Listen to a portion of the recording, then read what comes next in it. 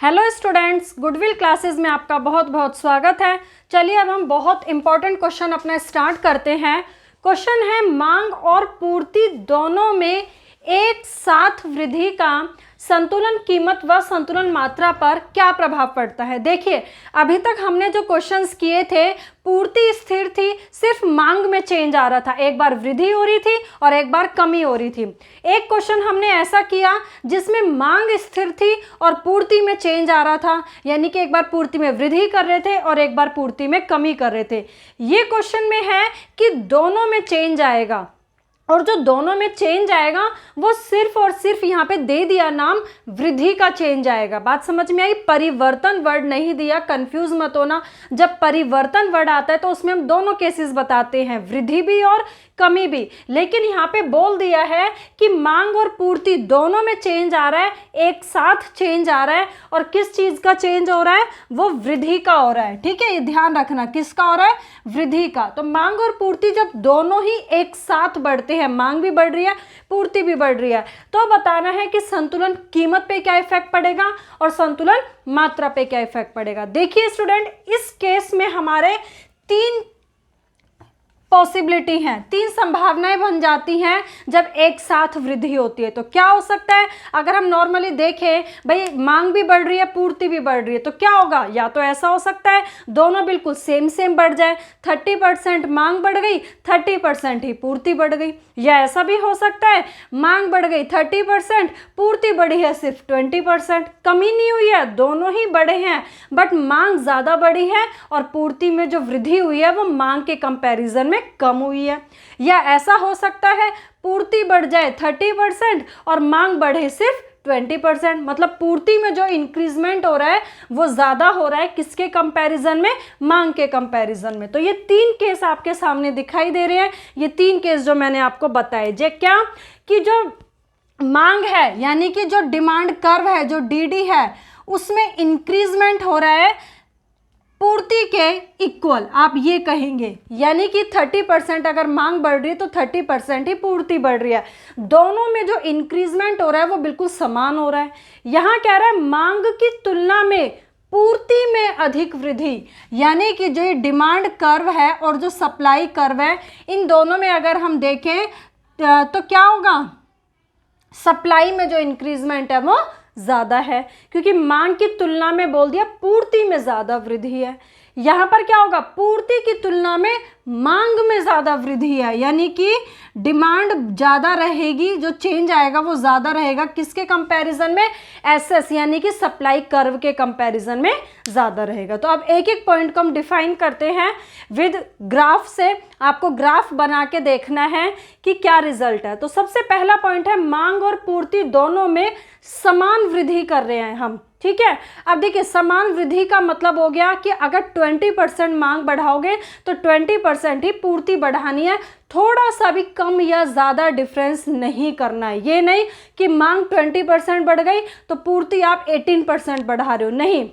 अगर ऐसा होगा तो रिजल्ट आपका गलत निकलेगा। तो यानी कि जब हम डायग्राम बनाएंगे तो बहुत अच्छे से पेंसिल स्केल का यूज़ करके बिल्कुल बहुत अच्छे से आपको लाइनों का ध्यान रखना है, डिफरेंस का ध्यान रखना है, तभी यहाँ का जो रिजल्ट है वो सही निकलेगा। और मैंने आपको लास्ट क्वेश्चन में भी बताया था कि जो ये संतुलन कीमत और संतुलन मात्रा पे जो इफेक्ट पूछता है ये हमें रटना नहीं होता है, डायग्राम बनाएंगे, डायग्राम में जो रिजल्ट आएगा वो आपको यहाँ पे लिखना है। तो अगर जिसने भी लास्ट क्वेश्चंस, मेरे 4 क्वेश्चन मैं अपलोड कर चुकी हूँ, वो अगर आपने देखे होंगे तो यहाँ पर मैंने आपको बताया था कि ये इतना जो डायग्राम होता है वो परमानेंट होता है, वो बनाना ही बनाना है। DD, SS, price and quantity, ये हमारी परमानेंट लाइन है कि जिसको बोलते हैं ये है संतुलन कीमत, ये है संतुलन मात्रा। ठीक है, अब हम इफेक्ट हमने देखा कि मांग और पूर्ति दोनों ही बढ़ते हैं। तो आपको पता है मांग कहाँ बढ़ती है? इस साइड बढ़ती है, तो भाई बढ़ा दो मांग। ठीक है, मांग हमने देखिए स्टूडेंट बढ़ा दी है। अब यहाँ पे बात यह है कि मांग में जितनी वृद्धि हुई है उतनी ही वृद्धि आपको किसके अंदर करनी है? पूर्ति में वृद्धि करनी है। कहने का मतलब है जितना आपने डिफरेंस डिमांड का लिया है उतना ही डिफरेंस आप सप्लाई का ले, तभी आपका रिजल्ट सही निकलेगा। तो सप्लाई में जो इंक्रीजमेंट होता है वो नीचे की तरफ होता है। ठीक है। देखो बोर्ड पे थोड़ा सा हो सकता है, बट आप कॉपी में बनाएंगे तो रिजल्ट बहुत अच्छा निकलेगा। तो इस तरीके से हमने सप्लाई में क्या कर दिया, इंक्रीजमेंट। अब आपको क्या देखना है, जो मैंने रेड कलर से बनाया है, न्यू वाली D1 लाइन, न्यू वाली S1 लाइन, जहां एक दूसरे को इंटरसेक्ट कर रही है। देखिए आप यहां पर इंटरसेक्ट कर रही है। अब इसको आप यहां से देखें, कीमत से मिलाइए तो देखिए भाई कीमत में कोई चेंज नहीं आया, बिल्कुल सेम आई है। उसी जो ये ब्लैक कलर की जो लाइन थी कीमत की, संतुलन कीमत, उसी के सामने ही लाइन आई है। तो कहने का मतलब है ना संतुलन कीमत बढ़ी है ना घटी है, संतुलन कीमत क्या रही है, स्थिर रहती है। अब संतुलन मात्रा देखते हैं। यहाँ पे हमने इंटरसेक्ट किया था, नीचे की तरफ आप मात्रा बना दीजिए तो देखिए रिजल्ट अपने आप आ गया कि संतुलन मात्रा यहाँ से यहाँ शिफ्ट हो गई, इट मीन्स बढ़ गई। तो ये नया हमारा जो पॉइंट मिला है वो इवन है।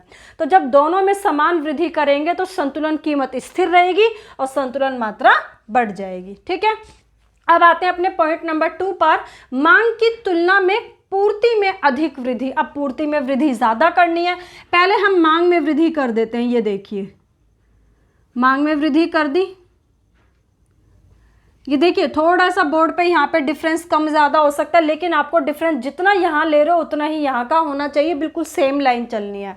अब पूर्ति में वृद्धि ज़्यादा करनी है, ज़्यादा का मतलब जितना डिमांड का डिफरेंस है उससे ज़्यादा आपको पूर्ति का डिफरेंस रखना है। अब बच्चे क्या करते हैं, थोड़ा सा ही ले लेते हैं, तो थोड़ा सा करने में जो डिफरेंस होता है ना वो सही से नहीं पता चलता। हम क्यों ना इसको ज़्यादा ले लें ताकि हमारा रिजल्ट बहुत अच्छा सा निकल जाए। तो देखिए हमने ज़्यादा डिफरेंस ले लिया इस तरीके से, क्योंकि यही तो दिखाना है हमें कि मांग की तुलना में जो पूर्ति में वृद्धि हो रही है वो ज़्यादा हो रही है। अब नया वाला D1, नया वाला S1 कहाँ एक दूसरे को इंटरसेक्ट कर रहे हैं, आप देख रहे हो ये इंटरसेक्ट पॉइंट है। यहाँ से अगर हम प्राइस की लाइन मिलाएं तो ये आएगी, और यहीं से नीचे की तरफ हमारी लाइन आ गई क्वांटिटी की। तो रिजल्ट क्या निकला भाई, संतुलन कीमत आप देख रहे हैं घट गई है, और इधर से इधर शिफ्ट होने का मतलब है संतुलन मात्रा बढ़ गई है। तो यहाँ पे यही है, संतुलन कीमत घट जाती है और संतुलन मात्रा बढ़ जाती है। नया वाला जो पॉइंट मिला वो हमारा है इवन। ठीक है, अब आ जाइए पॉइंट नंबर 3 पर, पूर्ति की तुलना में अब मांग में ज़्यादा वृद्धि करनी है। तो पहले भाई हम पूर्ति में वृद्धि कर लेते हैं। ये हमने पूर्ति में वृद्धि करी, ध्यान रखना कमी मत कर देना, कमी यहाँ पे ऊपर की तरफ होती है, ऊपर कर दोगे तो कमी हो जाएगी, वो गलत हो जाएगा। अब पूर्ति की तुलना में मांग में ज़्यादा वृद्धि है तो मांग का डिफरेंस देखिए भाई, हमने इतना कर दिया, ये हो गया। अब आप देखें नया वाला D1, नया वाला S1 जो मैंने रेड कलर से बनाया, यहाँ पे एक दूसरे को इंटरसेक्ट कर रहे हैं। तो आप यहाँ से अगर मिलाएंगे तो देखिए जो इक्विलिब्रियम प्राइस है, यानी कि जो संतुलन कीमत है वो ऊपर चली गई, तो इट मीन्स बढ़ गई है। संतुलन मात्रा यहाँ पे आ रही है, देखो ये यहाँ से यहाँ शिफ्ट हो गई ना, तो ये क्या हो गई, संतुलन मात्रा बढ़ गई है। तो ये क्या नाम आ गया इसका, नया पॉइंट इवन। तो देखो संतुलन कीमत बढ़ जाती है और संतुलन मात्रा भी बढ़ जाती है। तो स्टूडेंट ये हमारा पूरा एक क्वेश्चन था, बहुत इंपॉर्टेंट है ये क्वेश्चन। तो इस तरीके से इसके 3 केसेस बनते हैं, तीनों आपको अलग अलग क्या करने हैं, एक्सप्लेन करने। तो नेक्स्ट वीडियो में हम मिलते हैं कि ये अगर पूछता है कि एक साथ जब कमी करेंगे हम तो संतुलन कीमत और संतुलन मात्रा पे क्या प्रभाव पड़ता है। अगर आपको इसमें कोई भी डाउट है तो कमेंट सेक्शन में आप पूछ सकते हैं। Okay, thank you.